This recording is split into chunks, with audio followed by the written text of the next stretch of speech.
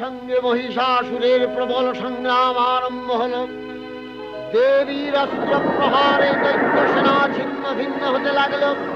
মহিষাসুর ক্ষণে ক্ষণে রূপ পরিবর্তন করে নানা কৌশল বিস্তার করলে, মহিষ থেকে হস্তি রূপ ধারণ করলে, আবার সিংহরূপী দৈত্যের অনন্মত্ততা দেবী প্রশমিত করলেন।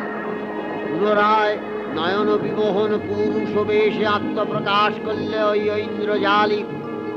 দেবীর রূঢ় প্রত্যাখ্যান পেয়ে আবার মহিষ মূর্তি গ্রহণ করলে। রণবাদ্য দিকে দিগন্তরে নিনাদিত, চতুরঙ্গ নিয়ে অসুরেশ্বর দেবীকে পরাজিত করবার মানসে উল্লসিত। দেবীর বাহন সিংহরাজ দাবাগ্নির মতো সমস্ত রণক্ষেত্রে শত্রু নিধনে দুর্নিবার হয়ে উঠল।